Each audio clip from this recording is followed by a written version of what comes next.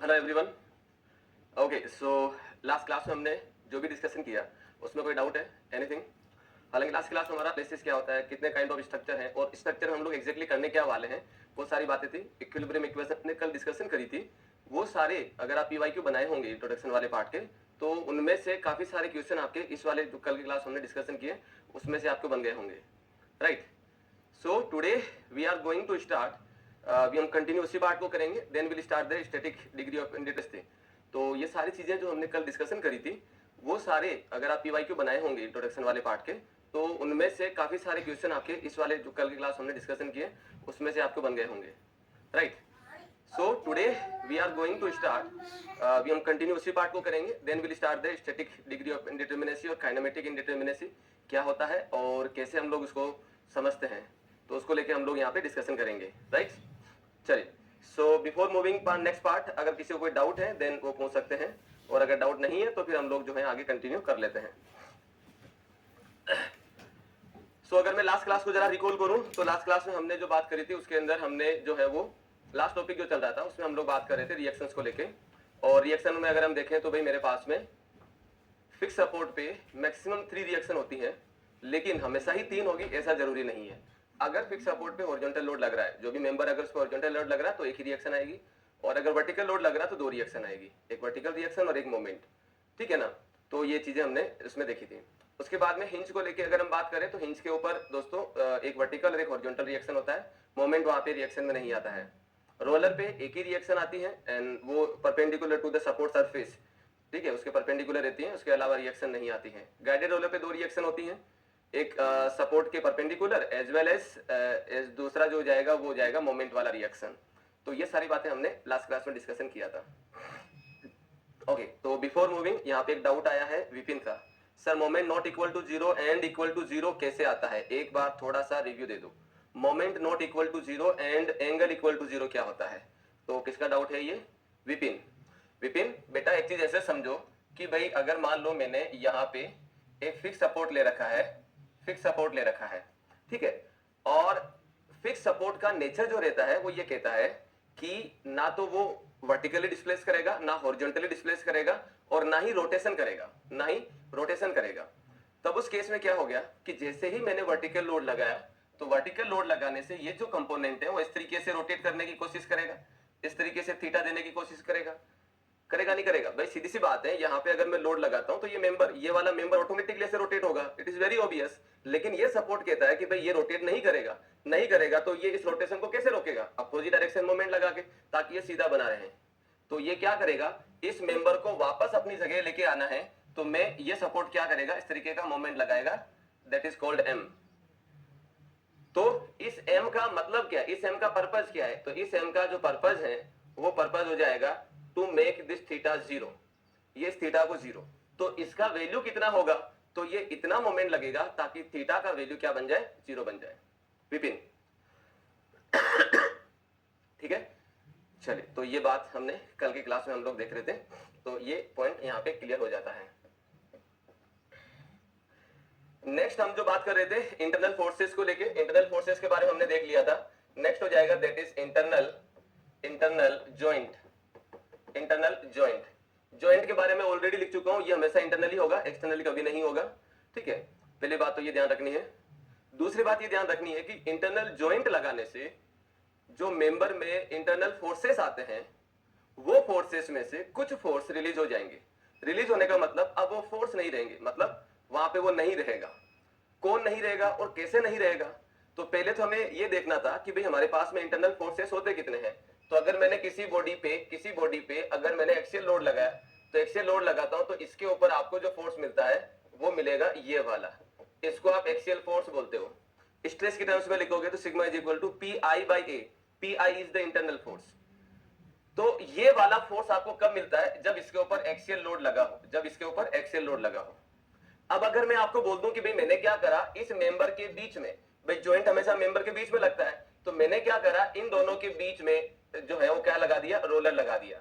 ये मेंबर आपके पास में कुछ ऐसे हो जाएंगे, look at this is the member and here is the member. मैंने क्या करा, इनके बीच में यहाँ पे क्या कर दिया, रोलर लगा दिया।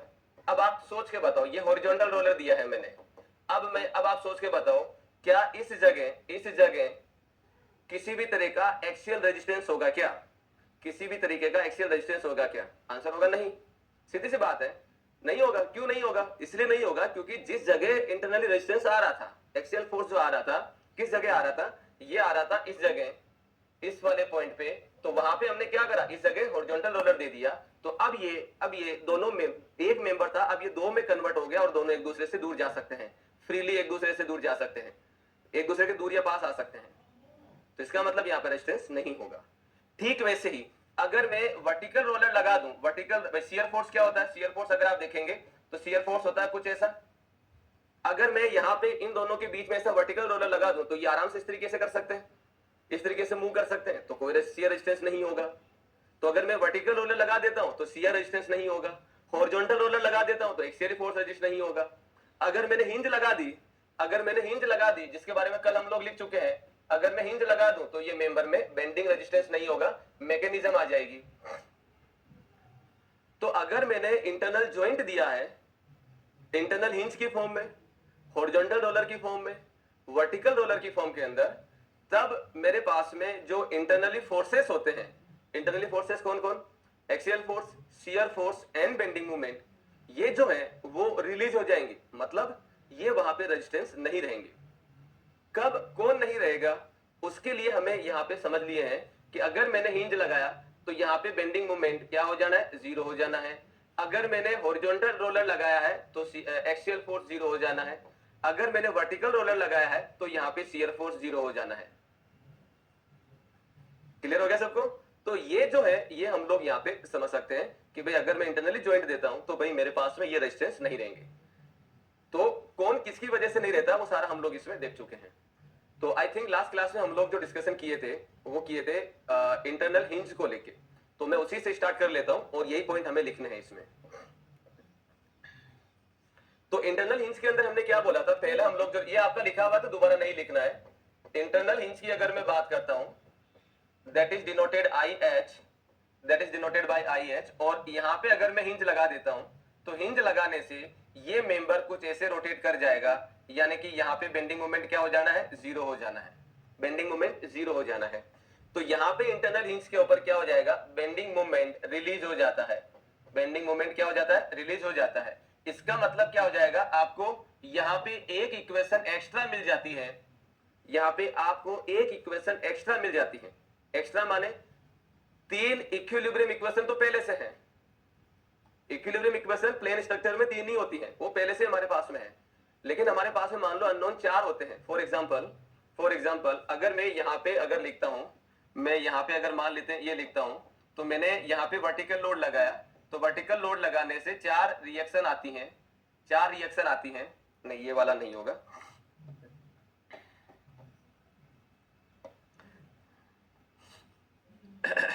अगर मान लीजिए मेरे पास में इस वाले स्ट्रक्चर के लिए अगर हम बात करें और इसके ऊपर मैं अगर जनरल लोडिंग लगाता हूं, मान लेते हैं, तो जनरल लोडिंग में जो रिएक्शंस बनेगी वो चार रिएक्शन बनेगी। वो चार रिएक्शन बनती नहीं बनती है। लेकिन जैसे ही मैं इसके ऊपर हिंज लगा देता हूं, तो हिंज लगाने से क्या होगा? एक आपको एक्स्ट्रा इक्वेशन और मिल जाती है। कौन सी एक्स्ट्रा इक्वेशन मिलेगी? वो एक्स्ट्रा इक्वेशन हो जाएगी that is bending moment at C is equal to zero. इसको मैं सी पॉइंट बोल देता हूं। तो this is the additional equation जो आपको एक्स्ट्रा मिल रही है अननोन का वैल्यू निकालने के लिए। तो इंटरनल जॉइंट जो होते हैं वो आपको एडिशनल इक्वेशन प्रोवाइड करते हैं अननोन का वैल्यू निकालने के लिए। तो जो ये एडिशनल इक्वेशन आपको दे रहे हैं उन इक्वेशन को बोलते हैं कॉम्पेटिबिलिटी कंडीशन या कॉम्पेटिबिलिटी इक्वेशन। ठीक है? तो इंटरनल हिंज के ऊपर कितनी आपको एक्स्ट्रा इक्वेशन मिली है? एक इक्वेशन मिली है। तो number of compatibility equation internal hinge कितना आपको दे रहा है? एक दे रहा है। तो इसको हम लोग क्या बोलते हैं? इसको हम लोग बोल सकते हैं, ये कहलाती है एडिशनल कॉम्पेटिबिलिटी इक्वेशन। एक एडिशनल कॉम्पेटिबिलिटी इक्वेशन आपको मिलती है इंटरनल हिंज के ऊपर। वन एडिशनल रिएक्शन आपको मिलता है इसके ऊपर। क्लियर? तो this is the internal hinge जिसके बारे में हम लोग कल देख चुके हैं। तो आप ये लिख लो, ये शायद कल नहीं लिखे थे हम लोग।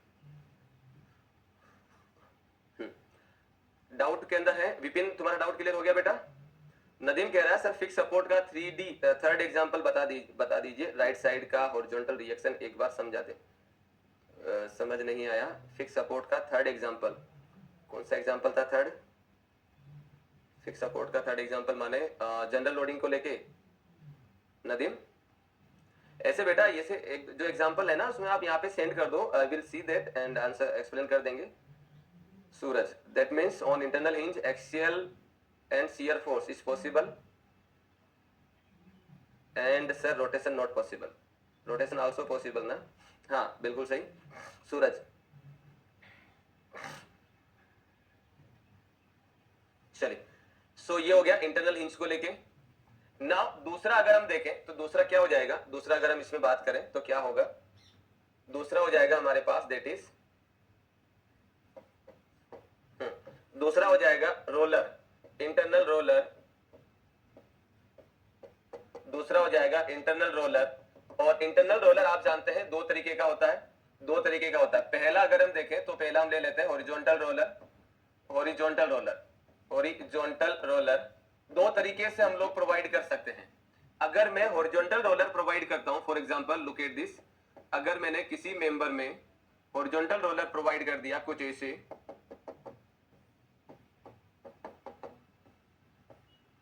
तब उस केस में यहां पे एक्सियल फोर्स क्या बन जाना है? जीरो बन जाना है।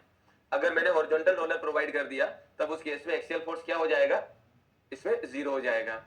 और अगर मैंने वर्टिकल रोलर दे दिया, वर्टिकल रोलर अगर मैंने दे दिया तब उस केस में क्या होगा? वर्टिकल रोलर की अगर हम बात करें तो वर्टिकल रोलर के ऊपर जो है आपके पास शियर फोर्स क्या बन जाएगा? जीरो बन जाएगा। तो यहां पे अगर हम देखें तो शियर फोर्स क्या हो जाएगा? जीरो हो जाएगा। इस जगह शियर फोर्स नहीं होगा। तो ऐसे यहां पे अगर मैं सी और डी लिखता हूं तो ऐसा है C N D is equal to zero.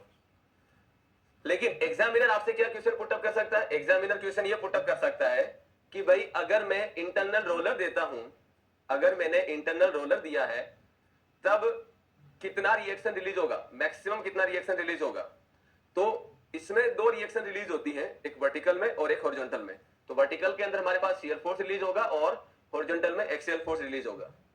But question में ये मेंशन नहीं करा है कि भाई आपको जो है वो हॉरिजॉन्टल है या वर्टिकल है। तब उस केस में हम लोग क्या बोलेंगे रोलर के लिए? Axial force and shear force are release, are release. तो ये दो रिएक्शन को क्या कर देता है? रिलीज कर देता है। लिखिए इसको।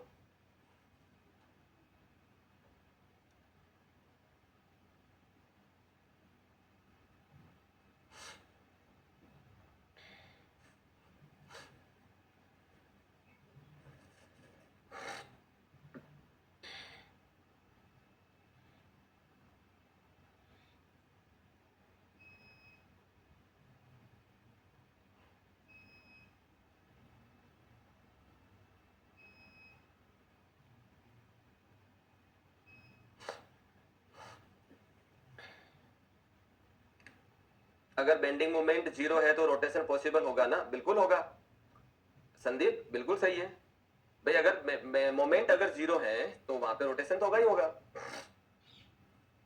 Sandeep. So this is the internal roller.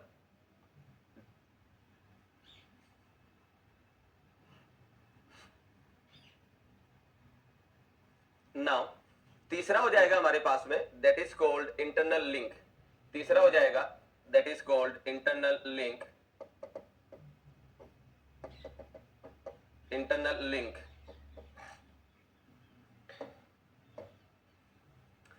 Internal link क्या है? इंटरनल लिंक की अगर हम बात करें तो my dear friends, internal link जो है वो हम लोग प्रोवाइड कर रहे हैं, वो स्ट्रक्चर का कंपोनेंट मान के नहीं कर रहे हैं, हम लोग खुद प्रोवाइड कर रहे हैं। क्यों प्रोवाइड कर रहे हैं? ताकि हम दो मेंबर को या दो स्ट्रक्चर को जोड़ सके और सिंगल यूनिट में बना सके। कैसे? कैसे?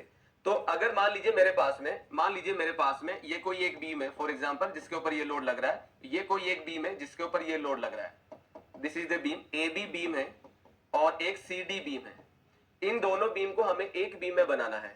तो एक बीम में बनाने के लिए मैं क्या करूंगा? एक बीम में बनाने के लिए मैं यहाँ पे एक एडिशनल मेंबर इन दोनों के बीच में लगा देता हूं कुछ ऐसे। तो ये जो मेंबर मैंने लगाया है येलो कलर में, वो लिंक कहलाता है, ये वाला पार्ट क्या कहलाया जाएगा, ये कहलाता है लिंक। और ये जो लिंक होता है दोनों एंड के ऊपर इंटरनल हिंज के द्वारा यानी कि हिंज के द्वारा जुड़ा होता है, दोनों एंड के ऊपर हिंज के द्वारा जुड़ा रहता है। तो दिखती सी बात है, जहां पे हिंज लगा होगा वहां पे मोमेंट क्या हो जाएगा, यहाँ पे bending moment at B is equal to 0, और यहाँ पे अगर मैं देखता हूं तो bending moment at C is equal to 0। तो यहाँ पे अगर मैं बात करता हूं बी और सी दोनों पॉइंट के ऊपर क्या हो जाएगा, बेंडिंग मोमेंट का वैल्यू क्या बन जाना है, 0 बन जाना है। ठीक है, एक तो एग्जांपल ये हो गया। दूसरा एग्जांपल क्या हो सकता है, दूसरा एग्जांपल ये हो सकता है, सपोज करिए मेरे पास में कोई भी एक ट्रस दे रखा है, this is the primary truss, this is the, ये कोई एक मेन ट्रस है, और इसी ट्रस के अंदर हम लोग क्या कर रहे हैं, एक दूसरा ट्रस लगा देते हैं, this is the second truss, और इस ट्रस का ये मैंने दूसरा ट्रस है, एक एक्सटर्नल ट्रस है और एक इंटरनल ट्रस है, इन दोनों को कनेक्ट करना है। तो इन दोनों को कनेक्ट करने के लिए मैंने यहाँ पे जो मेंबर लगाए हैं, ये जो मेंबर मैंने लगाए हैं ये मेंबर कहलाए जाएंगे लिंक। ये मेंबर क्या कहलाए जाएंगे, this is known as the, अगर मैं इसको ए बी सी डी ई और एफ लिखता हूं तो A B C D and E F जो है वो क्या होंगे, लिंक होंगे। यहाँ पे बी सी क्या है, यहाँ पे बी सी लिंक है। अगर मैं एक मेंबर और देखता हूं, मान लेते हैं मेरे पास में कोई एक सॉलिड मेंबर है, for example this is the solid member which is support, which is, ये कोई भी एक मेंबर है और वो मेंबर जुड़ा है सपोर्ट से, connected to support by 3 link, by 3 link. ठीक है, तो इसमें अगर हम देखेंगे तो क्या हो जाएगा, ये हो जाएगा ऐसे, और इसमें अगर हम देखें तो इसमें भी मेरे पास में आ जाएगा कुछ ऐसे, इसमें भी आ जाएगा कुछ इस तरीके से। तो ये जो है, ये मेरे पास में मेन मेंबर जो है वो क्या हो रहा है, एक मिनट, मेन मेंबर जो है वो main member, this is the main member, this is the main member, और ये कनेक्टेड है, ये कनेक्टेड है A B C D and D and E F. ये तीनों क्या है मेरे पास में, ये तीनों लिंक हो जाएंगे, ये तीनों क्या हो जाएंगे, दीज आर द लिंक, ये और ये और ये तीनों क्या है, यहाँ पे लिंक है। तो ये जरूरी नहीं है कि भाई मैं किसी ओनली बीम को ही कनेक्ट करूं, कहीं पे भी मेंबर कनेक्ट हो सकता है, मेंबर कनेक्ट हो सकता है या स्ट्रक्चर कनेक्ट हो सकता है। तो यहाँ पे अगर हम देखें तो यहाँ पे एक इंटरनल ट्रस जो कि स्ट्रक्चर है वो कनेक्टेड है एक्सटर्नल ट्रस से लिंक के द्वारा, यहाँ पे 2 बीम कनेक्टेड है, यहाँ पे मेंबर सपोर्ट से कनेक्टेड है लिंक के द्वारा। ठीक है ना, तो लिंक जो है वो एडिशनली या एक्सटर्नली हम लोगों ने प्रोवाइड किया है टू कनेक्ट टू स्ट्रक्चर और स्ट्रक्चरल कंपोनेंट, और स्ट्रक्चरल कंपोनेंट। ठीक है, तो यहां पे अगर मैं बात करता हूं तो क्या होगा, अगर मैं इसमें बात करूंगा देन व्हाट, तो यहां पे अगर हम देखेंगे तो इंटरनल लिंक की कहानी क्या है, इंटरनल लिंक की कहानी ये होगी कि ये 2 स्ट्रक्चर या स्ट्रक्चर कंपोनेंट को जोड़ने के काम में आता है। दूसरा, चूंकि ये हमने प्रोवाइड किया है तो इट इज वेरी ऑब्वियस, इस पे कोई लोड नहीं लगेगा, इस पे एक्सटर्नल लोड नहीं लगता है, तो इंटरनल लिंक पे किसी भी तरह का एक्सटर्नल लोड नहीं होता है। तीसरा, जब इसके ऊपर एक्शन लोड नहीं लग रहा है तो इट इज वेरी ऑब्वियस इसके ऊपर bending moment and shear force नहीं आएगा, क्योंकि अगर मैंने इस लिंक के ऊपर ट्रांसवर्स लोडिंग लगाया होता तो bending moment and shear force आता, so no bending moment and shear force occur on the link. ठीक है, नाउ अब क्या रहता है, अब क्या रहता है कि जैसे ही हम मेंबर पे लोड अप्लाई करेंगे, जैसे ही मेंबर पे लोड अप्लाई किया जाएगा या स्ट्रक्चर पे लोड अप्लाई किया जाएगा, तो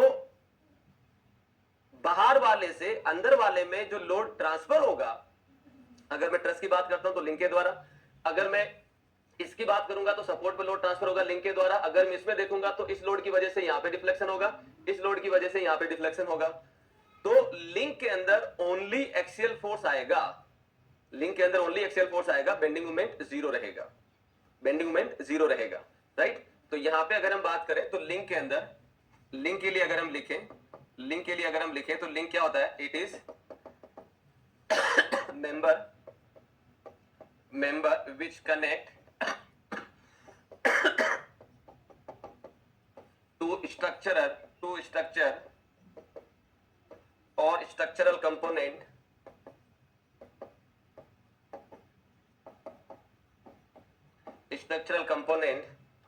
on link, no external load act, no external load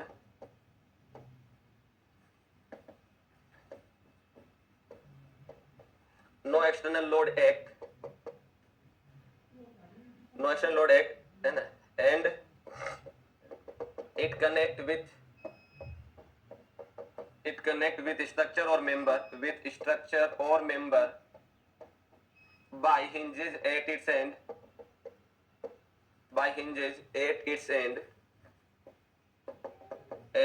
end link carry only axial force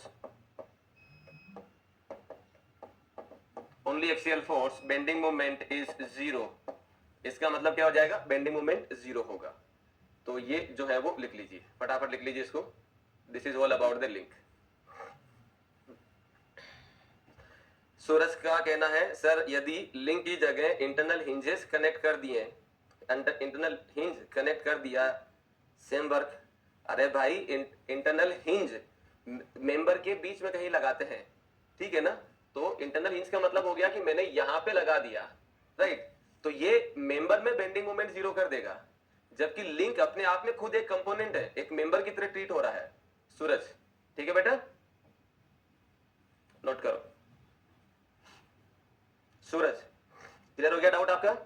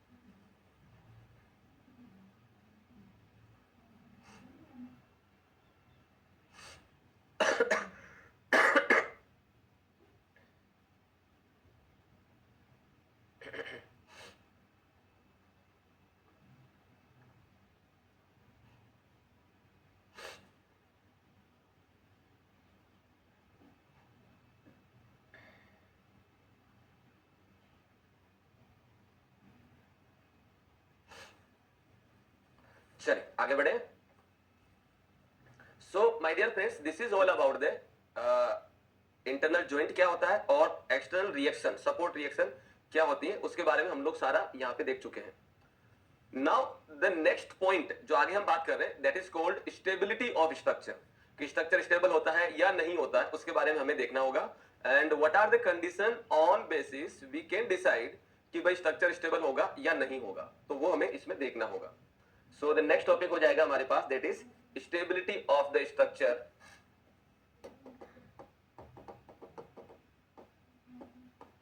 stability of the structure, stability of the structure का मतलब क्या हुआ कि भाई स्ट्रक्चर स्टेबल है या नहीं है, वो हमें देखना है। तो कैसे, मतलब दिमाग में कैसे आए कि भाई कौन कौन सी चीज हो सकती है। आगे जो लिखेंगे वो तो सब में सबको थोड़ा बहुत आइडिया है, किताबों में पढ़े वगैरह वगैरह कहीं से भी मिला होगा, लेकिन इसको समझना क्या है। भाई स्ट्रक्चर स्टेबल होगा नहीं होगा, कहने का मतलब क्या है कि भाई कोई भी लोड लगे तो लोड लगने से मेंबर डिस्प्लेस ना हो। डिस्प्लेस का मतलब क्या हो गया कि भाई अगर मान लीजिए मैंने कोई भी एक मेंबर स्ट्रक्चर बनाया है और इस स्ट्रक्चर को जनरली हम लोग, ये हमारे पास में फ्रेम कहलाता है, तो क्या बोले कि अगर मैंने यहाँ पे लोड लगा दिया फॉर एग्जांपल, या फिर मैंने यहाँ लोड लगा दिया, या फिर मैंने ऐसा कुछ कर दिया।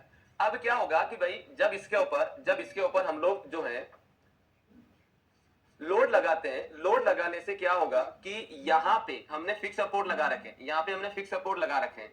एक मैं और बना देता हूं कुछ ऐसे, ये कुछ ऐसे बना देता हूं।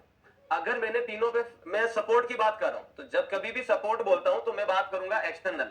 जब कभी भी मैं फोर्सेस की बात करूंगा या ज्वाइंट की बात करूंगा तो वो हो जाएगा इंटरनल, वो हो जाएगा इंटरनल। ध्यान रखना ये। तो पहले मैं सपोर्ट की बात कर लेता हूं, सपोर्ट की बात कर लेता हूं, ठीक है ना। तो माय डियर फ्रेंड्स क्या होगा कि अगर मैं फिक्स सपोर्ट लगा दूं, अगर मैंने फिक्स सपोर्ट लगा दिया तब तो सोचना ही नहीं है, सीधा सीधा बोल दो स्टेबल है। अगर मैंने फिक्स सपोर्ट लगाया तो सोचना ही नहीं है, स्टेबल है। कारण ऐसा क्यों मैं कॉन्फिडेंस कह रहा हूं, सीधी सी बात है सर, फिक्स सपोर्ट तीनों डायरेक्शन में, तीनों चीजों में क्या देता है, रेस्ट्रेंट देता है। तो वो कहीं नहीं जाने देगा, ना एक्स डायरेक्शन में जाने देगा, ना वाई डायरेक्शन में जाने देगा, ना रोटेट करने देगा, जहां है वही बना रहेगा। ठीक है, चलो अच्छी बात। दूसरा, अगर मान लेते हैं मैंने यहाँ पे जो है वो, अगर मैंने यहाँ पे मान लेते हैं मैंने यहाँ पे क्या कर दिया, ये हटा के मैंने यहाँ पे बोल दिया कि भाई चलो एक काम करो, इसको हटाओ और यहाँ पे बना दो रोलर, यहाँ पे लगा दो रोलर लगा दो। जैसे ही रोलर लगाते हैं तो रोलर का पॉइंट दिमाग में लेके आओ, क्या चीज होती है। रोलर क्या करता है, जैसे ही मैंने रोलर लगाया, लोड लगाएंगे तो क्या होगा, ये आराम से इस डायरेक्शन में जा सकता है। अगर मैं इस मेंबर पे हॉरिजॉन्टल लोड लगा दूं तो आराम से इस डायरेक्शन में चला जाएगा। क्यों? क्योंकि रोलर डिस्प्लेस अलाउ करता है। तो मैंने क्या करा, इसके ऊपर हॉरिजॉन्टल डायरेक्शन में लोड लगाया। तो जैसे ही लोड लगाऊंगा क्या होगा, जैसे ही लोड लगाया जाएगा, व्हाट हैपन, जैसे ही मैं लोड लगाऊंगा तब क्या हो जाएगा, इस लोड के अंडर में पूरा का पूरा स्ट्रक्चर ऐसे मूव कर जाएगा, इस तरीके से मूव कर जाएगा। जैसे आप हॉरिजॉन्टल लोड लगाओगे अपनी जगह वापस आ जाएगा, ठीक है ना। तो यहाँ पे अगर हम बात करें तो क्या होगा कि जैसे ही मैंने लोड लगाया तो ये मूव कर गया, वापस हटाया तो ये वापस अपनी जगह आ गया, मतलब वापस इधर से लोड लगाएंगे तो वापस अपनी जगह आ जाएगा। तो इसका मतलब ये रहा स्ट्रक्चर अपनी जगह नहीं बना है, यानी कि स्टेबल नहीं है।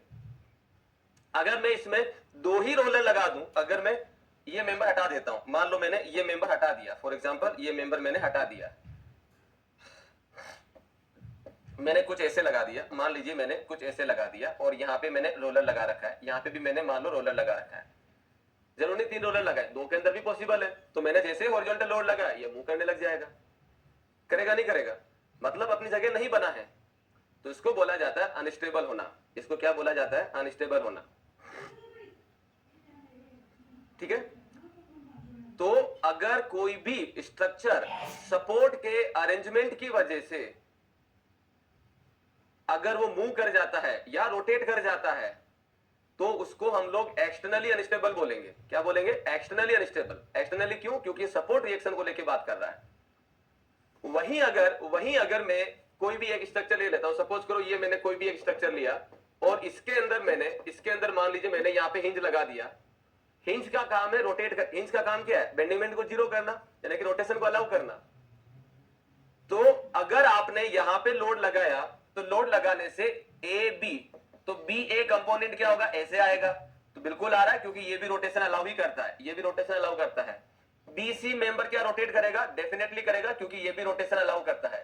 तो दोनों जगह theta not equal to zero, theta not equal to zero, और आई एच पे वैसे ही theta not equal to zero रहता है।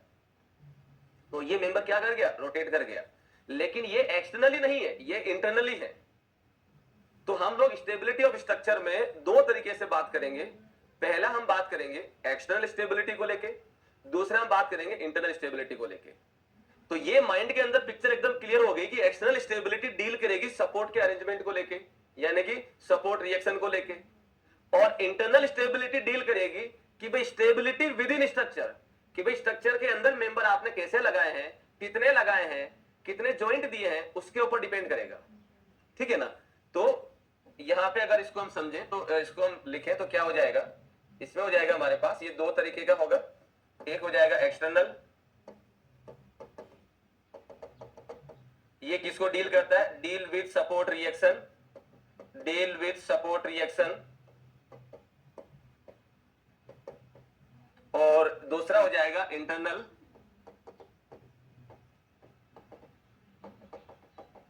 ये हो जाएगा डील विथ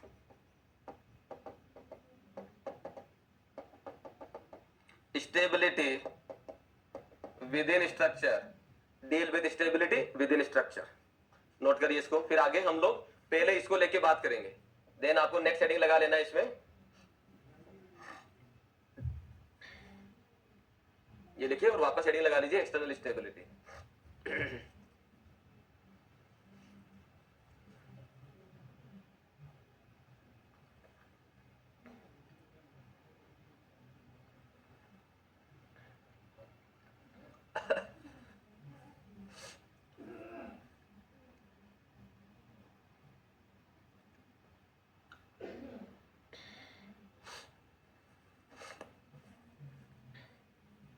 तो पहला हो जाएगा हमारे पास में, that is called external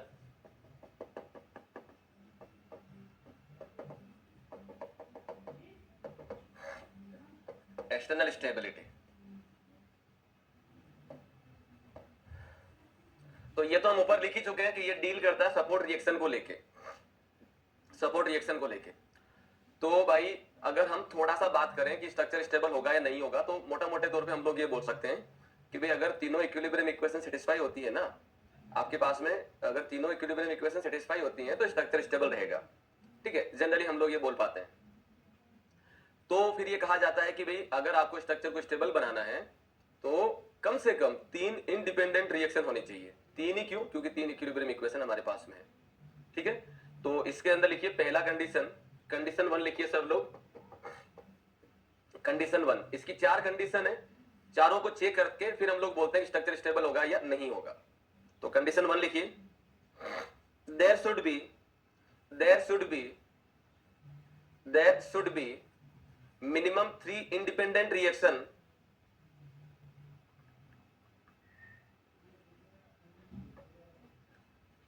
there should be minimum 3 independent reaction there should be minimum 3 independent reaction minimum 3 independent reaction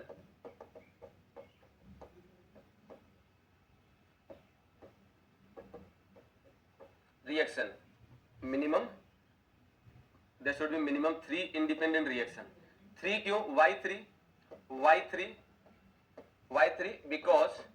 because we have 3 equilibrium equation, इसलिए हम लोग मिनिमम 3 इंडिपेंडेंट रिएक्शन को लेके बात करते हैं कि भाई कम से कम 3 रिएक्शन हो, इसलिए 3 रिएक्शन हो ताकि हम लोग इक्विलिब्रियम इक्वेशन के द्वारा उसको जस्टिफाई कर सके।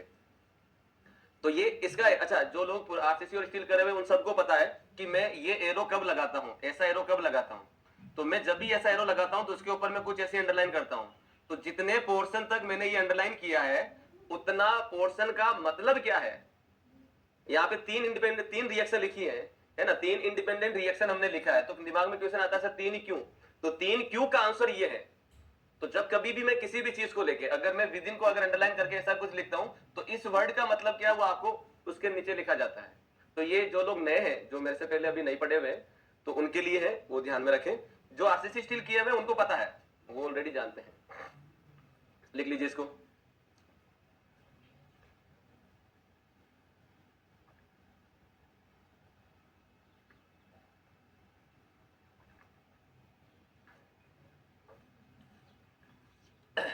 This is the condition 1. Now condition 2 ये कहता है कि आपने अभी भी बोला कि भी 3 रिएक्शन होने चाहिए, अच्छी बात है। 3 ही क्यों? क्योंकि इक्विलिब्रियम इक्वेशन 3 है। दूसरा कंडीशन ये कहता है कि तीनों रिएक्शन पैरेलल नहीं होनी चाहिए। पैरेलल नहीं होनी चाहिए मतलब क्या हुआ? मतलब ये रहा कि अगर मान लो मेरे पास में कोई भी एक मेंबर है और उसमें अगर मैंने यहाँ पे 3 रोलर लगा दिए, 3 रोलर अगर मैंने लगा दिए, तब उस केस में क्या होगा? 3 रोलर लगा देने से यहाँ पे इसका रिएक्शन ऐसा कुछ आएगा। यहाँ पे अगर हम देखते हैं तो इसका रिएक्शन कुछ ऐसे आएगा, इसका रिएक्शन कुछ ऐसे आएगा, इसका रिएक्शन कुछ ऐसे आएगा, ऐसे कुछ आता है। तो तीनों रिएक्शन पैरेलल हो गई। तो मैंने जैसे ही इसके ऊपर हॉरिजॉन्टल लोड लगाया, जैसे ही मैंने इसके ऊपर पीएच हॉरिजॉन्टल लोड लगाया, तो इस हॉरिजॉन्टल लोड की वजह से जो एबीसी मेंबर है वो मेंबर क्या कर जाएगा? वो मेंबर रिजिडली डिस्प्लेस कर जाएगा, एक्स डायरेक्शन में रिजिडली डिस्प्लेस कर जाना है। तो इसको बोला जाता है, अच्छा ये एक ही डायरेक्शन में मूव करेगा तो इसको बोला जाता है रिजिड बॉडी ट्रांसलेशन अनस्टेबिलिटी, और इसको एक्सटर्नल अनस्टेबिलिटी भी बोलते हैं, एक्सटर्नल अनस्टेबिलिटी भी बोला जाता है, और इसको लीनियर अनस्टेबिलिटी भी बोलते हैं, लीनियर अनस्टेबिलिटी भी बोला जाता है, और इसको ज्योमेट्रिकल अनस्टेबिलिटी भी बोलते हैं।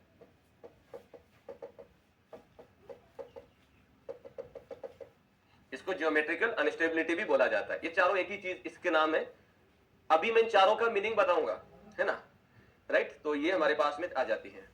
तो दूसरी कंडीशन क्या कहता है? दूसरी कंडीशन ये कहता है कि तीनों रिएक्शन पैरेलल नहीं होनी चाहिए, अदरवाइज लीनियर अनस्टेबिलिटी का मतलब जो मेंबर है वो क्या करेगा? वो मेंबर एक्स डायरेक्शन में यानी कि हॉरिजॉन्टल डायरेक्शन में मूव करने लग जाएगा, लीनियर अनस्टेबिलिटी आ जाएगा।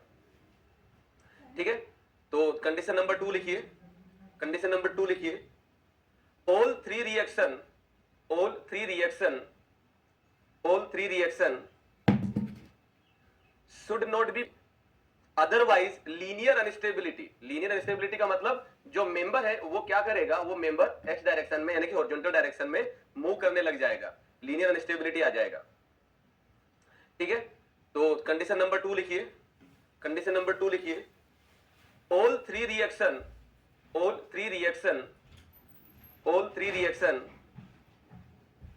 should not be parallel, all reaction should not be parallel, otherwise linear instability take place, linear instability take place। और ये सारा लिख लो जो लिखा गया है, ये लिख लीजिए। श्रीनाथ का डाउट है, any force are applying for structure then should be reaction for stability of structure. हाँ भाई, हम स्ट्रक्चर जो बना रहे हैं लोड को ट्रांसफर करने के लिए ही तो बना रहे हैं। जब लोड ही नहीं लगना किसी स्ट्रक्चर पे तो उसको बनाने का फायदा क्या है? स्ट्रक्चर का डेफिनेशन हम लोग देख चुके हैं, उसमें ये हमने स्ट्रक्चर बनाते ही किसी पर्पस के लिए, और जहां पर्पस होगा तो वैसी बात है लोड होगा ही होगा, लोड होगा तो फिर हम मेंबर को डिजाइन करेंगे। श्रीनाथ ठीक है बेटा?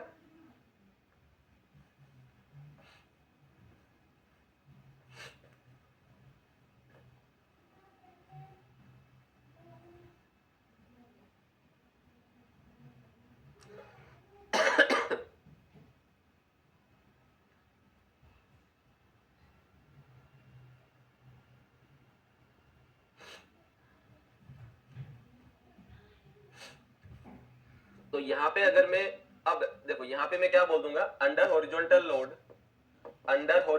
लोड ये क्या हो जाएगा, अनस्टेबल हो जाएगा, और अंडर वर्टिकल लोड ये स्टेबल रहेगा। ध्यान रखना, ये ध्यान ऐसे रखना है कि अगर मान लीजिए मैंने यहाँ पे वर्टिकल लोड लगाया पीवी, मैंने हॉरिजॉन्टल कंपोनेंट नहीं लगाया, तो वर्टिकल कंपोनेंट के रिस्पेक्ट में ये वर्टिकली डिस्प्लेस नहीं होगा तो अपनी जगह बना है तो स्टेबल है, ये स्टेबल है। एग्जामिनर ने क्वेश्चन चेंज कर देना है, क्योंकि यहां पे इसको जो अनस्टेबल बना रहा है वो अनस्टेबल बना कौन रहा है, दिस वन। यहां पे स्टेबल बना कौन रहा है, अनस्टेबल कौन बना रहा है, हॉरिजॉन्टल कंपोनेंट या हॉरिजॉन्टल लोड। ठीक है ना? तो इसके अंदर जब 3 रोलर लगे हैं या तीनों रिएक्शन पैरेलल हैं, तब उस केस में हॉरिजॉन्टल कंपोनेंट या horizontal force make this structure unstable. अगर वर्टिकल लोड लगा है तो ये स्टेबल रहेगा। ठीक है, तो ये ध्यान रखिएगा, इसलिए मैंने ये सारा लिख दिया है।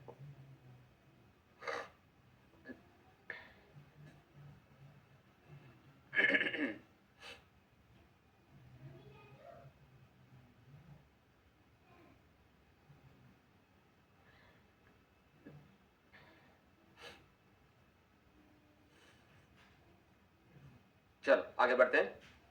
तो यहां पे मेरे पास में देखिए, यहां पे अगर मैं देखता हूं तो क्या हो रहा है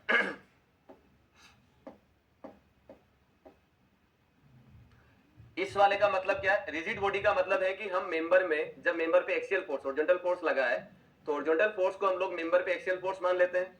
तो एक्सियल फोर्स के रिस्पेक्ट में मेंबर में डिफॉर्मेशन नहीं होगा, मतलब बॉडी को हमने रिजिड माना है, तो बॉडी को रिजिड मानने से पूरी की पूरी body as a whole move कर रही है, पूरी की पूरी body as a whole move कर रही है, तो उसको बोला जाता है रिजिड बॉडी ट्रांसलेशन। ट्रांसलेशन का मतलब है एक ही डायरेक्शन में चली जाना, मूव कर लेना, तो उसको बोला जाता है rigid body translation. External instability क्यों बोल रहे हैं, एक्सटर्नल इसलिए बोल रहे हैं क्योंकि हम सपोर्ट रिएक्शन को लेकर डील कर रहे हैं, राइट। लीनियर अनस्टेबल का मतलब क्या हो गया, लीनियर का मतलब क्या हो गया, सबसे पहले इसका लिख देता हूं, ड्यू टू सपोर्ट रिएक्शन, ठीक है, ये एक्सटर्नल का मतलब हो जाएगा। लीनियर का मतलब क्या हो जाएगा, displace in one line only, one line only.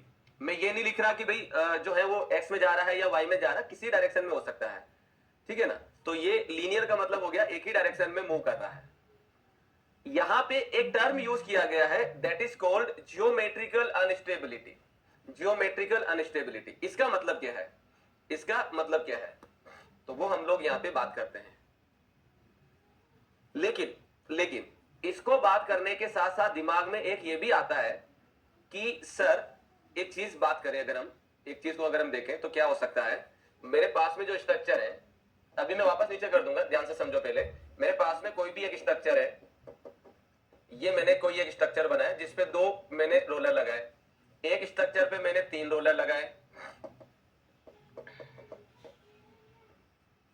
एक स्ट्रक्चर पे मैंने 3 रोलर लगाए, और एक स्ट्रक्चर पे मैंने 4 रोलर लगाए, एक स्ट्रक्चर पर मैंने 4 रोलर लगाए।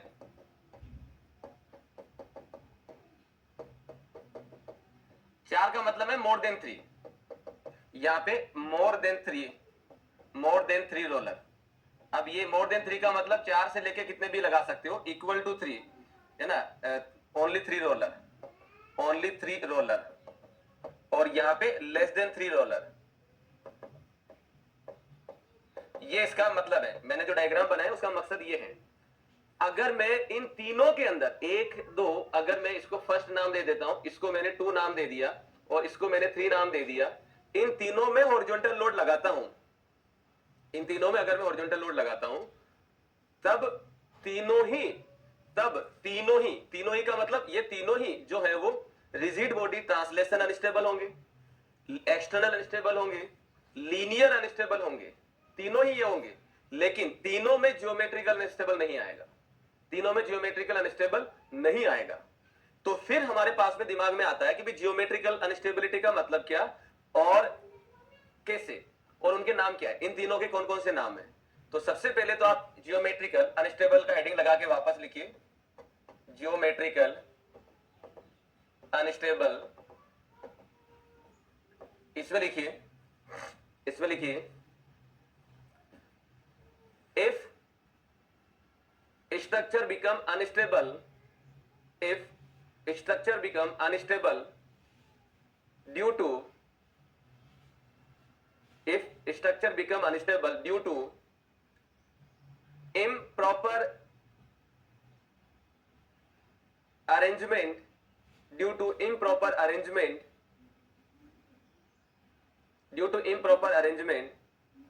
and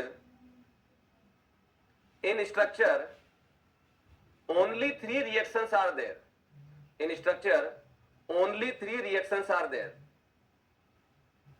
then the instability is called geometrical instability.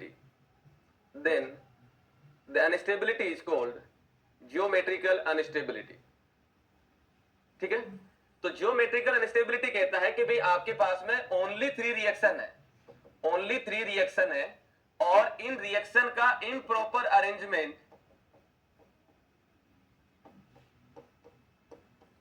आपके पास में ओनली 3 रिएक्शन है, 3 ही रिएक्शन है, ना तो 3 से कम ना 3 से ज्यादा, ओनली 3 रिएक्शन है, और इन तीनों रिएक्शन का प्रॉपर अरेंजमेंट नहीं है, एंड स्ट्रक्चर अगर अनस्टेबल बनता है तो उसको बोला जाता है जियोमेट्रिकल अनस्टेबल। तो यहां पे मैंने इसके अंदर मेरे पास में 3 ही रिएक्शन थी तो इसके साथ मैंने लिख दिया। तो यहां पे अगर मैं लिखूंगा तो मैं जियोमेट्रिकल अनस्टेबल ओनली इसके लिए लिख पाऊंगा, जियोमेट्रिकल अनस्टेबल ओनली इसके लिए लिख पाऊंगा, इसके लिए ओनली इसके लिए लिख पाऊंगा, इन दोनों के लिए नहीं लिखा जाएगा, क्यों नहीं, क्योंकि इसमें 2 रिएक्शन है, इसमें 3 से ज्यादा है, तो इनके लिए जियोमेट्रिकल अनस्टेबल बात नहीं करता है। ठीक है। अब आते हैं अगर मान लेते हैं, ये तो क्लियरली बोल दे रहा है कि 3 रिएक्शन को लेके। अब आते हैं मेरे पास में अगर 3 से कम रिएक्शन आ जाती है तो भी स्ट्रक्चर अनस्टेबल बन रहा है। तो यहां पे नोट करके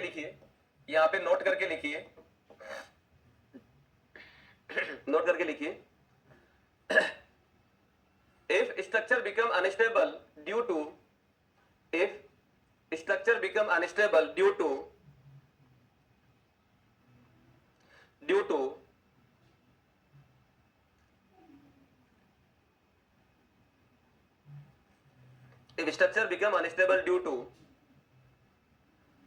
less than 3 support reaction, if structure become unstable due to less than 3 support reaction, then the instability is known as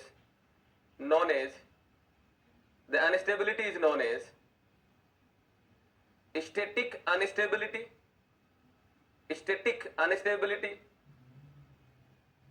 static instability और अनस्टेबल, दोनों में से कुछ भी बोल सकते हैं।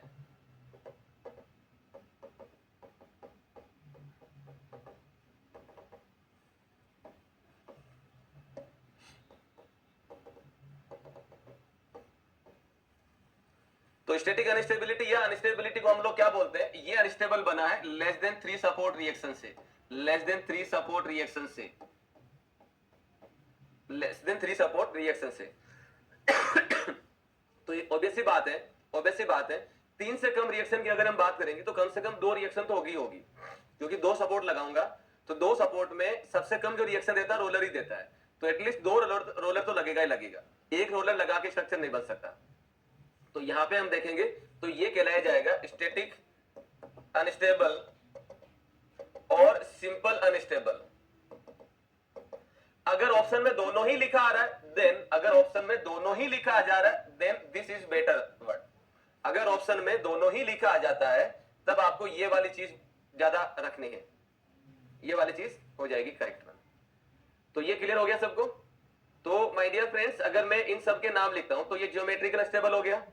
इसका नाम क्या बोलेंगे, इसके नाम के अंदर मैं लिख सकता हूं, इन तीनों के कॉमन लिख देता हूं, कॉमन। अब इन तीनों में कॉमन नाम क्या होंगे, कॉमन नाम जो हो जाएंगे वो कॉमन नाम क्या क्या हो जाएंगे, कॉमन हो जाएगा rigid body, rigid body, translation instability, instability और लीनियर अनस्टेबल और एक्सटर्नल अनस्टेबल। ये हम लोग तीनों में बोल सकते हैं, ये हम तीनों में बोल सकते हैं। लेकिन जियोमेट्रिकल ओनली 3 रिएक्शन को लेके बात करता है और स्टैटिक अनस्टेबल 2 रिएक्शन, मतलब 3 से कम रिएक्शन को लेके बात करता है, और उसमें तो 4 से ज्यादा, 3 से ज्यादा कितने भी लगा दो सब में कहानी रहेगी। इसको जियोमेट्रिकल या स्टैटिक नहीं बोला जाएगा, इसको स्टैटिक नहीं बोलेंगे, और इसका तो अपना एक ही नाम है, लिख लीजिए ऋषिकेश। अगर वर्टिकल रिएक्शन हॉरिजॉन्टल लोड से ग्रेटर होगा तो उस केस में अनस्टेबल कैसे होगा।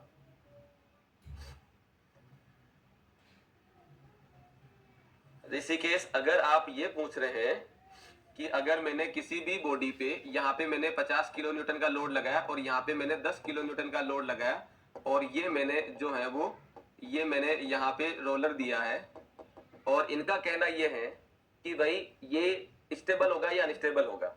ऋषिकेश, आप यही पूछना चाह रहे हैं?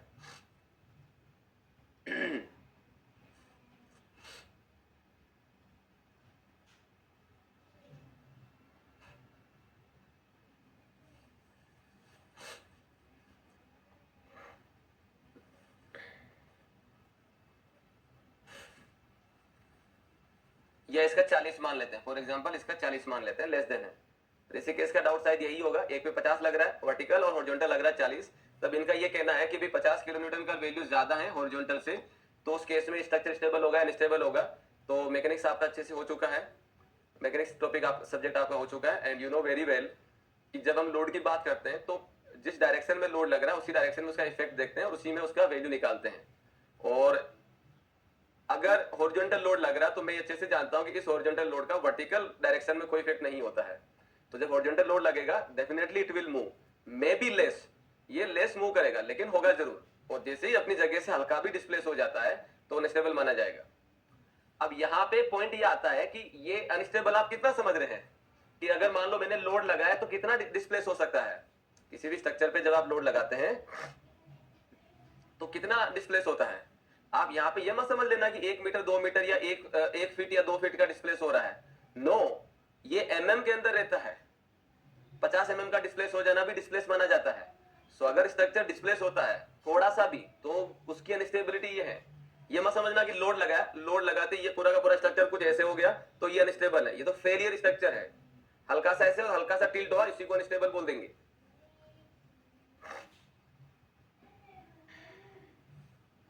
Rishikesh, I hope it is clear. Yes, but transverse load consider नहीं करना है माय डियर। अच्छा अच्छा अच्छा, ओके। ऋषिकेश, अच्छा ये डाउट ये भी 1 किलो डाउट आ सकता था। ऋषिकेश का ये कहना है, ऋषिकेश का ये कहना है कि सर अगर मैं वर्टिकल लोड नहीं लगाता हूं तो भाई मेरे पास में यहाँ पे सर रिएक्शन नहीं आएगी, ठीक है नहीं आएगी, चलो रिएक्शन नहीं आ रही है, लेकिन ये तो जरूर जानते हैं कि रोलर पे जो रिएक्शन आएगी वो हमेशा सरफेस के परपेंडिकुलर होगी, होगी नहीं होगी? तो एक इमेजिनरी हम लोग मान लेते हैं कि तीनों रिएक्शन यहाँ पे पैरेलल है, हॉरिजॉन्टल लोड लगा रहे हैं तो ये तो वैसे ही डिस्प्लेस कर जाना है। Clear Rishikesh? So this is the condition number 2, this is the condition number 2 जो हमने यहाँ पे सारा देख लिया। This is the condition number 2। Now condition number 3, now condition number 3, condition 3 क्या कहता है? कंडीशन 3 ये कहता है, कंडीशन नंबर 3 ये कहता है कि तीनों रिएक्शन कॉन्करेंट नहीं होनी चाहिए। तीनों रिएक्शन क्या नहीं होनी चाहिए? कॉन्करेंट नहीं होनी चाहिए। कॉन्करेंट का मतलब क्या? कॉन्करेंट का मतलब क्या? सपोज करिए ये मेरे पास में कोई भी एक सरफेस है, कर्व्ड सरफेस है, इसके ऊपर एक मेंबर लगाया कुछ ऐसे, look at this, this is the member like this, और ये हो जाएगा कुछ ऐसे, ऐसा है। या फिर एक मेंबर ऐसा कुछ है, एक मेंबर ऐसा कुछ है इस तरीके का, और इसमें एक सपोर्ट लगा है यहाँ पे, दूसरा सपोर्ट लगा है यहाँ पे टिल्ट नेचर में है, तीसरा सपोर्ट लगा है यहाँ पे टिल्ट नेचर में है, ऐसा करके है। और मैं अगर इनका line of action of force अगर बनाता हूं तो इसका line of action of force यहाँ कहीं जा रहा है, इस वाले का line of action of force यहाँ कहीं जा रहा है, इस वाले का line of action of force यहाँ कहीं जा रहा है। थोड़ा मेंबर ये हमें थोड़ा सा आगे बनाना पड़ेगा, अच्छा नहीं लग रहा है,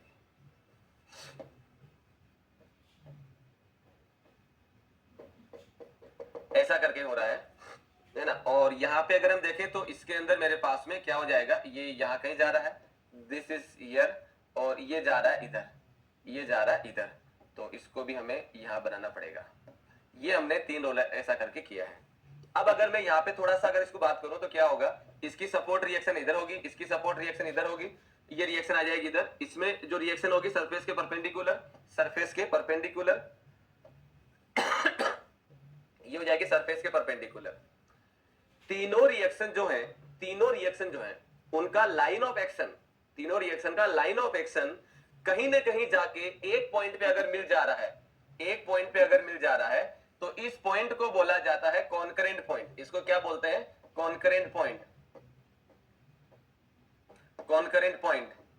और कॉन्करेंट पॉइंट क्या होता है ये हम लोग कल की क्लास में देख चुके हैं। इसी को मैं स्मूथ पिन या इमेजिनरी पिन मान लेता हूं।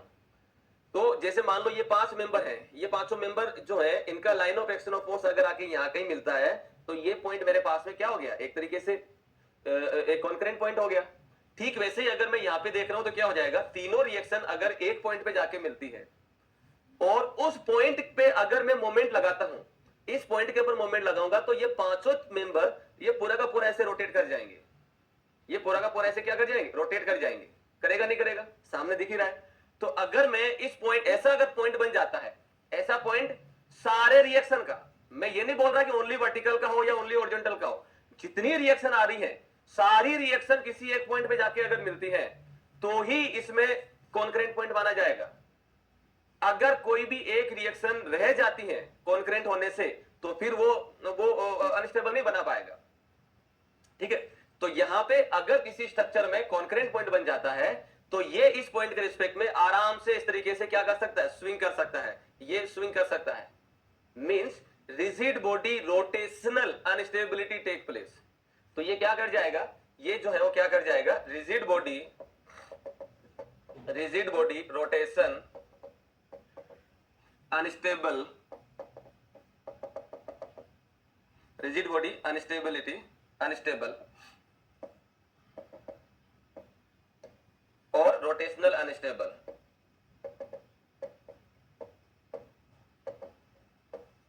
रिजिड बॉडी रोटेशन अनस्टेबल और रोटेशनल अनस्टेबल ये माना जाएगा।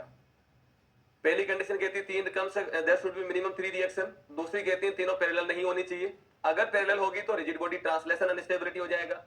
तीसरी कंडीशन कहती है कि भाई तीनों रिएक्शन कॉन्करेंट नहीं होनी चाहिए, अगर हो गई तो क्या होगा, rigid body rotation instability take place. तो कंडीशन नंबर 3 में लिखो, all 3 reactions should not be, all 3 reaction should not be concurrent,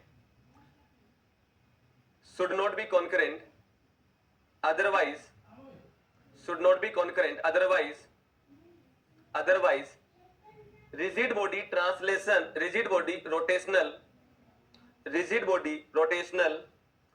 instability take place, rigid body rotational instability take place, rigid body rotational instability take place, ये बना लीजिए।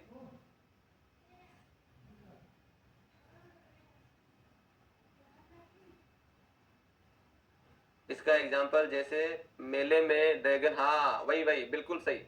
ये देखिए हम लोग जब स्ट्रक्चर की बात कर रहे हैं तो आप स्ट्रक्चर को लेके ओनली जो है नॉर्मल टच को या नॉर्मल फ्रेम को लेके मत बात करिए, मत सोचिएगा। आप किसी वाटर पार्क में जाते हैं या ये जो भी फन जो क्लब्स होते हैं या जो ये स्विमिंग वाले या जो ये बड़े बड़े पार्क होते हैं जिसमें बहुत सारे ये मूविंग ट्रेन वगैरह ऐसा कुछ बने होते हैं, उसमें सब में स्टील के स्ट्रक्चर बने हुए होते हैं जिसके ऊपर ये सारा कुछ होता है। वो भी हम लोग ही बनाते हैं, वो मैकेनिकल का नहीं है, सिविल का ही है और स्टील स्ट्रक्चर ही बनाते हैं। तो उनको एनालिसिस करना, किसमें कितना मेंबर कितना फोर्स आएगा, ये हम लोग स्टील वाले को बताते हैं कि ये मेंबर है, इसको ऐसे लगाना है ना, और इतना फोर्स आएगा, इसके लिए कनेक्ट करना है। तो स्टील वाला तब कनेक्ट करेगा जब मेंबर हम बताएंगे, जब हम लोग फोर्स बताएंगे कि भाई यहाँ पे ऐसा मेंबर लगना है।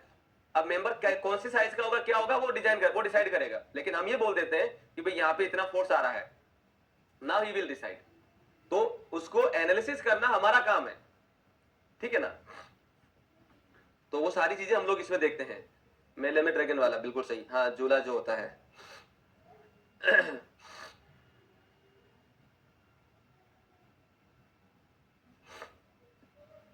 चलिए डायग्राम बना लिया होगा सबने। Now condition number 4, condition number 4, condition number 4,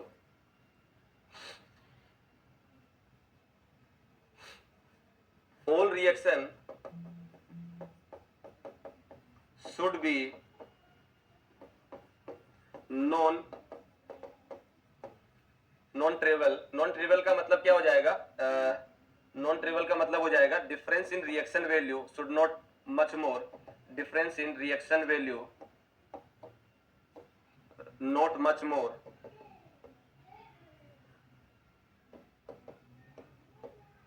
मतलब जो आपके पास में रिएक्शंस आई हैं उन रिएक्शन का जो अंतर है, आर ए आर बी का जो वैल्यू होता है, एक 50 है तो दूसरा 45 के आसपास या 55 के आसपास चलेगा। ऐसा नहीं होना चाहिए कि एक का वैल्यू 50 है और दूसरे का वैल्यू 10 या 5 है। अगर ऐसा होता है तो फिर ये कहानियां नहीं लगेगी, फिर वो अलग कहानी शुरू हो जाएगी। तो यहाँ पे हम जो भी रिएक्शंस की बात कर रहे हैं, जितने भी रिएक्शंस लग रही हैं, उन सबका वैल्यू लगभग सबके आसपास में ही, मतलब सारे एक ही जोन के अंदर में आते हैं। This is the fourth condition.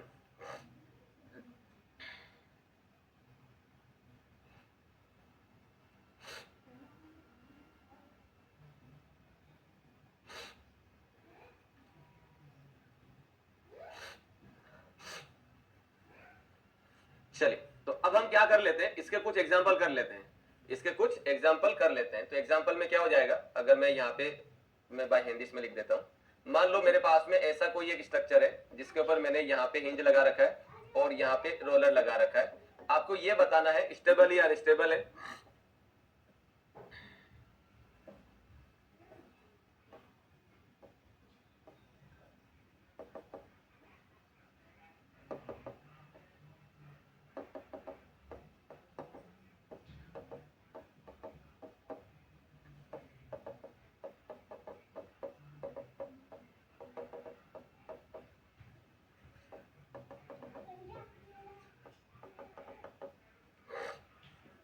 हाँ जी, एग्जाम्पल नंबर 1, आपको कंसेप्ट की प्रैक्टिस करनी है।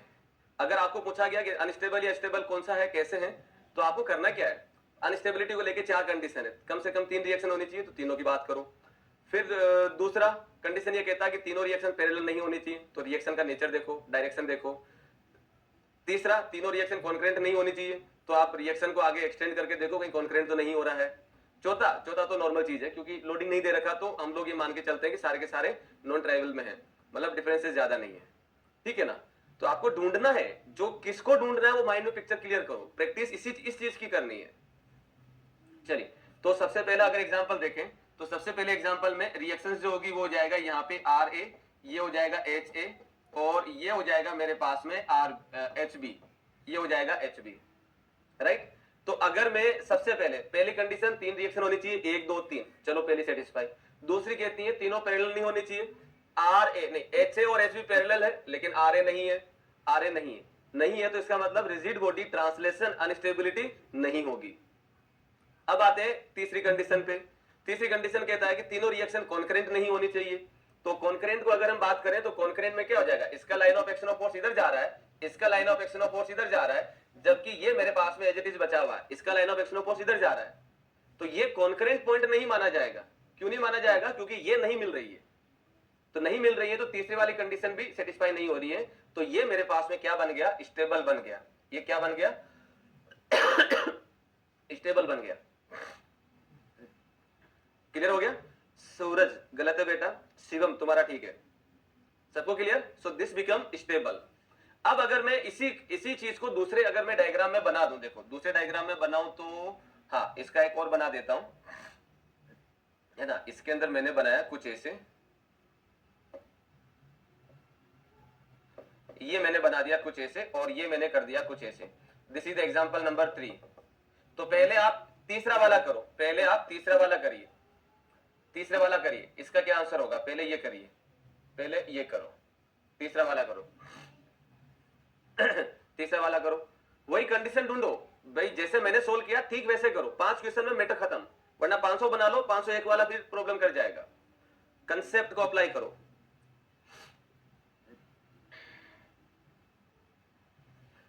चलिए, तो ट्राई किया होगा सबने।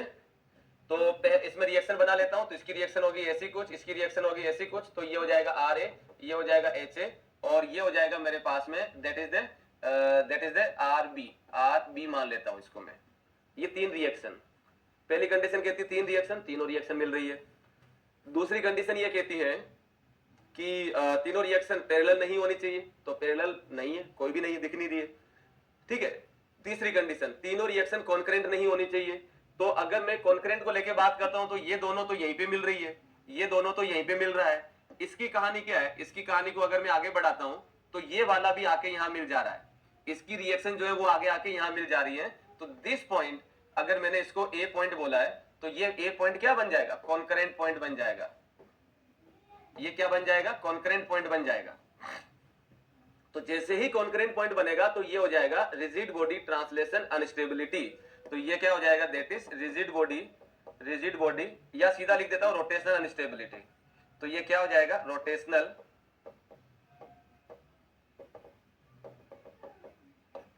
अनस्टेबिलिटी।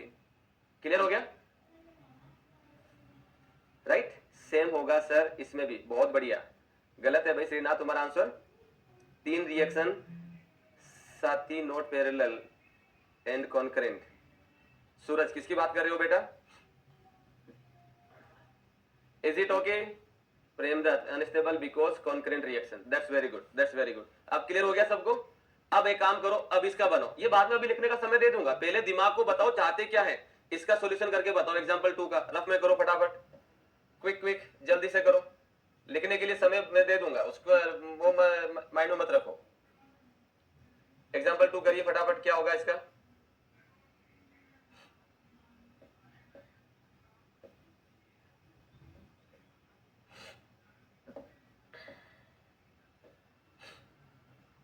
एग्जांपल 2 क्या होगा इसका answer?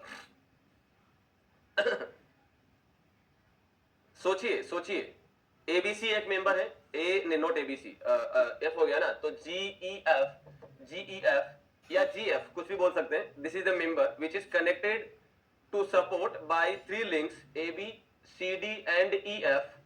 Check the stability of this structure, check the stability of this structure. Suraj example 2 unstable because reactions are parallel. क्या बात करते हो सूरज? वेयर इज द, कहां रिएक्शन पैरेलल हो रही है बेटा? अच्छा ओके, अच्छा 2 की बात कर रहे हो आप, इसकी बात कर रहे हो। सूरज का कहना है एग्जांपल 2 में unstable because reactions are parallel. कहां पैरेलल है भाई? इसमें रिएक्शन सपोर्ट पे आती है, रिएक्शन सपोर्ट पे आती है। और मैं अगर सपोर्ट को लेके बात करता हूं तो यहां पे एक्स रिएक्शन और एक रिएक्शन ऐसे ऐसे। तो यहाँ पे 6 रिएक्शन है, यहाँ पे 6 रिएक्शन है, और 6 की 6 रिएक्शन जो है ना तो पैरेलल है ना कॉन्करेंट है, ना तो पैरेलल है ना कॉन्करेंट है। सो सपोर्ट लेके अगर मैं बात कर रहा हूं तो सपोर्ट को लेके स्ट्रक्चर को मैं नहीं बात कर सकता, बट आई न्यू ये एग्जाम में आया हुआ क्वेश्चन है, ये आया हुआ क्वेश्चन है। तो अगर मुझे इसकी स्टेबिलिटी देखनी है तो क्या होगा, मुझे देखना होगा कि भाई मेंबर सपोर्ट से जुड़ा है बाय लिंक के द्वारा। तो जहां पे लिंक आ गया तो लिंक का रोल भी यहां पे कंसीडर करना पड़ेगा। तो लिंक को अगर मैं देखता हूं तो लिंक के बारे में मैं जानता हूं, माइंड में ये जो लिख रहा हूं ये आपके माइंड में आना चाहिए। Link carry only axial force, carry only axial force, ये ओनली एक्सियल फोर्स को कैरी करता है, ठीक है। ओनली एक्सियल फोर्स को कैरी करेगा तो क्या होगा कि अगर मैं इसका यहां पे देखूंगा तो ये लिंक के अंदर यहां पे रिएक्शन आएगी, यहां पे रिएक्शन आएगी, यहां पे रिएक्शन आएगी, यहां पे रिएक्शन आएगी। तो link carry only axial force, link carry only axial force and so not and so all links are parallel, links are parallel, so body become body, so this become unstable, so this become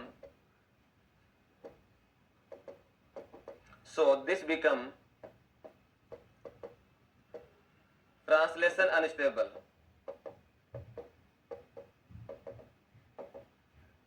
ये क्या हो जाएगा, तीनों जो link की reaction है वो क्या हो गई, पैरेलल हो गई। तो जैसे आप लोड लगाएंगे तो ये जो है ट्रांसलेशन अनस्टेबिलिटी दे देगा। क्लियर हो गया। सो दिस इज द, ये एग्जांपल है जो आपको करने हैं। तो वन बाय वन लिखो, पहला लिख लो ये, दूसरा लिख लो ये, तीसरा ये, फटाफट लिखिए। नूर सबा, कंडीशन 1 नॉट सेटिस्फाई, किसकी बात कर रहे हो बेटा? अच्छा, इसमें 6 रिएक्शन आ गई।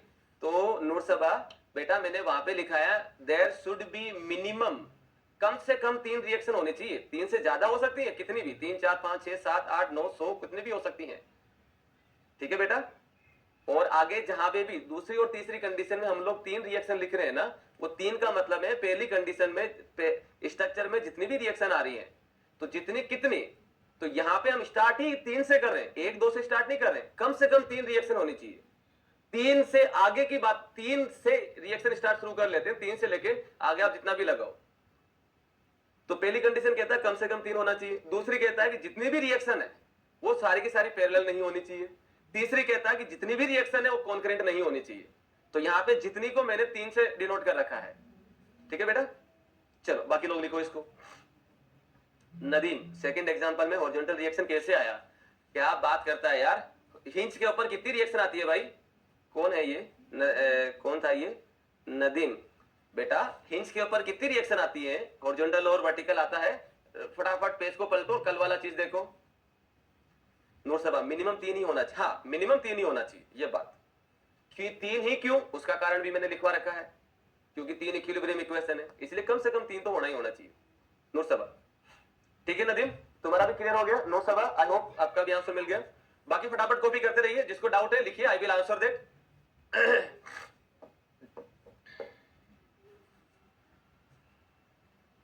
एक बार और बता दो एग्जांपल सेकंड को।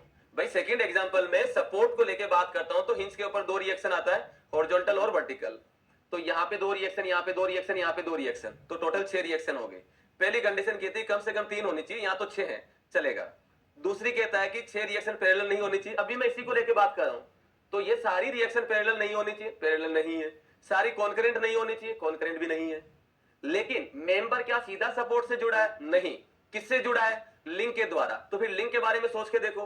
तो लिंक के बारे में अगर हम देखते हैं तो लिंक रहता है ओनली एक्सियल फोर्स को कैरी करता है। अगर ओनली एक्सियल फोर्स को कैरी कर रहा है तो इसका मतलब क्या हो गया कि लिंक के अंदर ओनली वर्टिकल रिएक्शन ही आएगा। अगर लिंक सीधा लगा तो सीधी रिएक्शन ही आएगी। और ये तीनों ही रिएक्शन क्या बन गई? यहाँ पे लिंक की जो रिएक्शन है वो पैरेलल बन गई। लिंक की जो रिएक्शन है वो क्या बन गई? पैरेलल बन गई। और पैरेलल नहीं होनी चाहिए, तो पैरेलल नहीं होनी चाहिए, तो फिर ये क्या हो गया? अनस्टेबल बन गया। कि किसका था ये डाउट? संदीप का। विपिन, एग्जांपल 2 में अगर लिंक नहीं होता तब भी अनस्टेबल होता ड्यू टू पैरेलल लाइन। नहीं, अरे तो उस लाइन का नाम क्या होता? भाई विपिन कह रहा है कि सर ये लिंक नहीं होता, तो इसका नाम क्या होता? फिर नाम बताओ ना, उसके हिसाब से आंसर देंगे।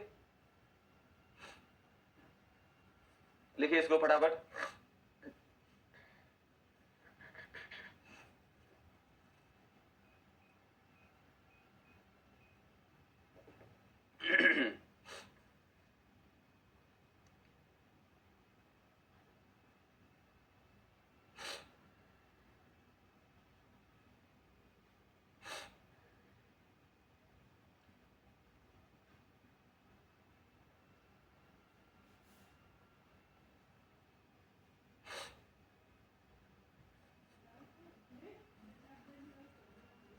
रिएक्शन पैरेलल होगी तो लीनियर अनस्टेबिलिटी आएगी। संदीप, लीनियर अनस्टेबिलिटी आएगी। Srinath, totally are fixed and transverse but 6 reactions is unstable, how big sir, because this is है टोटली आर फिक्स्ड। श्रीनाथ, मैं आपका स्टेटमेंट समझ नहीं पा रहा हूं, आप क्या लिख रहे हैं? यहां पे जो लगाया गया है वो हिंज लगाया गया, फिक्स सपोर्ट नहीं है। श्रीनाथ, थोड़ा स्टेटमेंट सही से लिखो ताकि मैं उसका आंसर दे सकूं।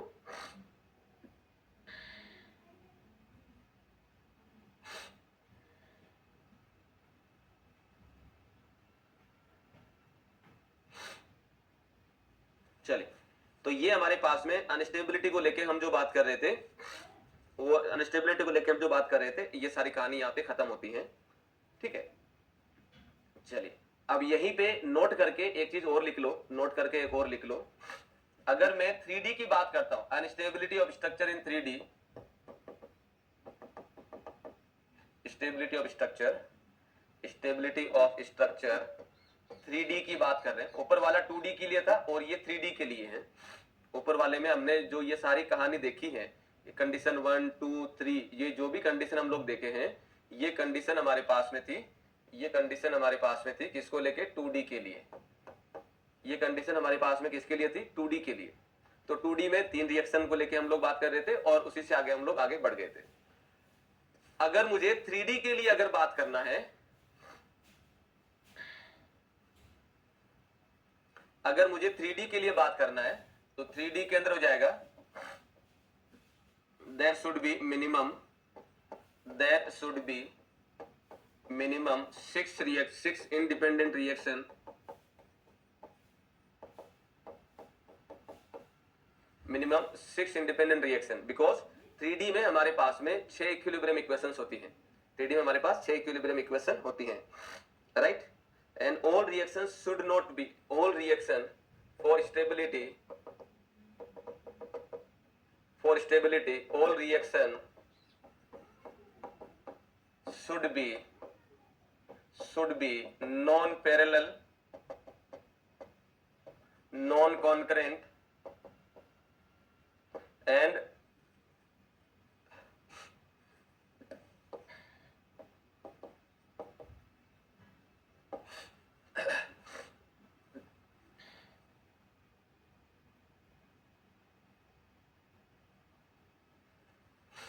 non-coplanar, non-coplanar। तो 3D के अंदर आपके पास में 6 रिएक्शन होने चाहिए, बिकॉज ये 6 वाली चीज क्यों? बिकॉज 3D में 6 इक्विलिब्रियम इक्वेशन होती हैं। लिख लो, ये 3D को लेके है तो आपको ये ध्यान रखना है।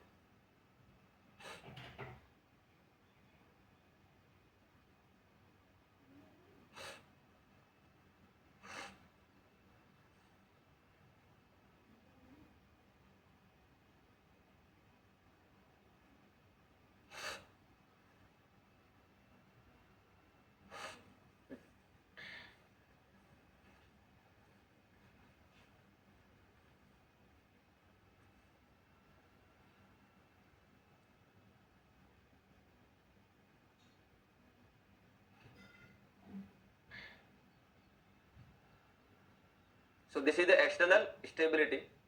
नेक्स्ट हो जाएगा इंटरनल स्टेबिलिटी, नेक्स्ट हो जाएगा इंटरनल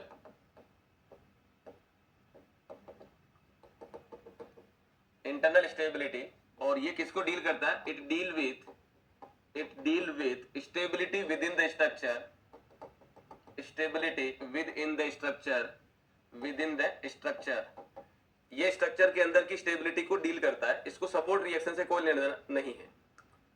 कैसे, क्या इसका एक्सप्लेनेशन है? तो अगर मैं यहाँ पे नॉर्मली अगर मैं बात करूं तो मैं यहाँ पे बात करूंगा रिजिड मेंबर और पिन जॉइंटेड मेंबर को लेके। तो सबसे पहले मेरे पास में जो आता है बीम आता है, दूसरा आता है ट्रस को लेके। इनको हम लोग जो है वो चेक करते हैं कि ये इंटरनली स्टेबल होगा या नहीं होगा, ठीक है ना? फ्रेम इंटरनली स्टेबल होती है, उसको चेक नहीं करते हैं। केबल आर्चेस को चेक नहीं करते हैं। हम जिसको चेक करते हैं बीम एंड ट्रस को चेक करते हैं। तो सबसे पहले बीम को लेके बात कर लेते हैं इंटरनल स्टेबिलिटी में। तो पहला हो जाएगा हमारे पास में बीम के लिए, बीम के लिए बीम अगर दोस्तों मुझे ऐसा दे रखा है, सपोज करो this is the fixed beam, this is the fixed beam, A और बी फिक्स पॉइंट है, ए और बी आपके पास में फिक्स सपोर्ट दे रखा है। अगर मैंने, सुनना ध्यान से, अगर मैंने इस बीम में किसी भी तरह का इंटरनल ज्वाइंट नहीं लगाया है तो बीम जनरली इंटरनली स्टेबल मानी जाएगी। रिपीट कर देता हूं, अगर मैंने इस बीम में किसी भी तरह का इंटरनल ज्वाइंट नहीं लगाया है तो बीम जो है वो इंटरनली स्टेबल मानी जाएगी। क्यों मानेंगे? क्योंकि अकेला मेंबर तो रोटेट करेगा नहीं या कुछ उसमें होगा नहीं, ये पूरा का पूरा एक ही मेंबर है और एक मेंबर पे लोड लगाओगे तो बेंड कर जाएगा, है ना, तो अनस्टेबल नहीं होगा। अगर मुझे बीम को अनस्टेबल बनाना है तब मुझे क्या करना पड़ेगा, उस बीम के अंदर मुझे हिंजेस प्रोवाइड करने होंगे। क्या करने होंगे? हिंजेस प्रोवाइड करने होंगे। अगर आप sufficient number of hinges provide कर देते हैं, सफिशिएंट वर्ड का मतलब अभी बताऊंगा मैं, अगर sufficient number of hinges provide कर देते हैं तब हो सकता है कि आपका जो है बीम अनस्टेबल बन जाए। कैसे और सफिशिएंट का मतलब क्या है? अगर मैंने दोस्तों इसके अंदर अगर मैंने यहां पे एक हिंज लगा दिया IH और ये मैंने लगाया सी पॉइंट पे मैंने एक हिंज लगा दिया। हिंज का काम है रोटेट कर देना, जो भी मेंबर जुड़ा है उन दोनों मेंबर को क्या कर देगा? रोटेट कर देगा। लेकिन माय डियर फ्रेंड्स, ये वाला तो नीचे सी पॉइंट तो यहां पे आ जाएगा, अच्छी बात है ना, ये ऐसे कुछ हो जाएगा। लेकिन क्या ए सपोर्ट इसको अलाउ करेगा क्या? आंसर होगा नहीं। क्यों नहीं? क्योंकि फिक्स वाला अलाउ नहीं करता है। तो इसका मतलब ये हिंज लगाने का यहां पे अभी कोई फायदा नहीं मिला है। ठीक वैसे सी बी में अगर देखें तो सी वाला तो नीचे आ जाएगा, मतलब मेंबर ऐसे रोटेट कर जाएगा, सेम कहानी इधर भी, फिक्स वाला अलाउ नहीं करेगा तो ये मेंबर अपनी ही जगह बना रहेगा, इसमें रोटेशन इसमें सी पॉइंट नीचे या ऊपर नहीं जा पाएगा। क्यों नहीं जा पाएगा? क्योंकि इसको नीचे या ऊपर जाने के लिए इन दोनों मेंबर का रोटेशन होना भी चाहिए होगा। अकेला नीचे नहीं जाएगा, इलास्टिक डिफॉर्म नहीं होगा। हम क्या करें, एक हिंज और लगा देते हैं, दो हिंज मैंने दे दिया, अब क्या होगा, IH दो हिंज, C और D पे हमने एक हिंज और लगा दी, यानी कि D हिंज और लगा दिया, दो हिंजेज लगा दी। तो दो हिंज लगाने से क्या होगा कि भाई D वाला नीचे आएगा, आ रहा है नीचे। C वाले से पूछा क्या तुम इस मेंबर को रोटेशन अलाउ करोगे? बिल्कुल करेंगे। क्यों नहीं करेंगे भाई? क्योंकि CD रोटेट कर जाएगा थीटा नॉट इक्वल टू 0, ये आराम से रोटेट कर गया, हिंज अलाउ करता है। लेकिन जब इसने B से पूछा कि क्या तुम इसको रोटेशन अलाउ करोगे, तो इसने कर दिया मना। क्यों मना? क्योंकि फिक्स वाला रोटेट नहीं करता है। तो जब रोटेट नहीं करेगा तो इस जॉइंट से, इस हिंज से दो मेंबर जुड़े हैं, अगर ये नीचे जाएगा तो दोनों को रोटेट करना पड़ेगा। ऐसा नहीं है कि ये यहीं रह गया और ये रोटेट कर गया, ऐसा तो पॉसिबल ही नहीं है। तो इसका मतलब ये रहा कि भाई दो हिंज लगा भी दूं तब भी ये स्टेबल बना हुआ है, तब भी ये क्या बना है? स्टेबल बना हुआ है, रोटेशन नहीं करने देगा। लेकिन जैसे ही मैंने इसमें एक हिंज और लगा दिया, ई पॉइंट पे एक हिंज और लगा दिया, अब क्या कहानी होगी? अब कहानी ये होगी कि भाई ये ई पॉइंट सी से पूछेगा क्या तुम ईसी को अलाउ कर रहे हो? ये कहता है बिल्कुल, कोई हेडेक नहीं, आराम से घुमाओ। तो ये इसको घुमा के इधर भेज देगा। ई ने डी से पूछा क्या तुम अलाउ करोगे? बिल्कुल करेंगे, क्योंकि दोनों ही हिंजेज हैं, तो ये आराम से इधर आ जाएगा। क्या ऊपर नीचे जा सकते हैं? बिल्कुल जा सकते हैं। तो द सफिशिएंट वर्ड का मतलब है कि कम से कम आपको कितनी हिंजेस देनी है कि बीम का कुछ पार्ट दूसरे के रिस्पेक्ट में रोटेट करना शुरू कर दें, यानी कि अनस्टेबल हो जाए। तो कितनी हिंजेस चाहिए होगी वो आपको खुद को देख के करना पड़ेगा। जैसे फिक्स बीम के लिए अगर आप 3 हिंजेस देते हैं तो ही ये अनस्टेबल बनेगा, 1 या 2 देने से नहीं होगा। तो यहां पे 3 सफिशिएंट नंबर ऑफ हिंजेस मानी जाएगी, then only the structure become the unstable. Clear हो गया सबको? तो यहां पे क्या हो जाएगा, इसमें हो जाएगा। तो पहले इसमें लिखो, जैसे लिखवा रहा हूं वैसे लिखिए। तो बीम में लिखिए, generally the beam is consider stable, generally the beam is consider stable, consider the stable, generally the beam is consider stable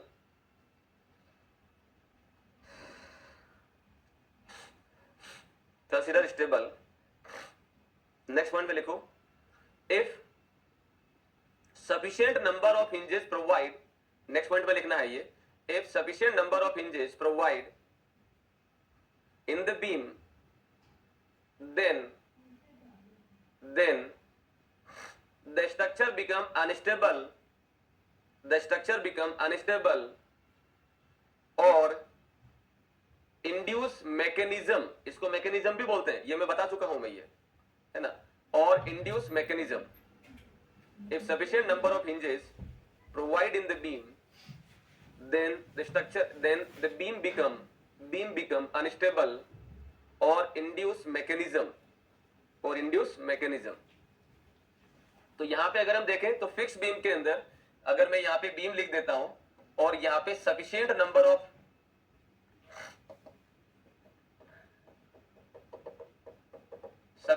of hinges अगर मैं लिखता हूं, hinges फॉर अनस्टेबल, तो अगर मैं दोस्तों फिक्स बीम के लिए लिखता हूं तो फिक्स बीम के लिए कितना हो जाएगा, बीम होगी मेरे पास है, फिक्स हो गया, एक हो गया मेरे पास में प्रॉप कैंटिलीवर बीम, एक हो जाता है कैंटिलीवर बीम, एक हो जाता है सिंपली सपोर्टेड बीम, एक हो जाता है सिंपली सपोर्टेड बीम।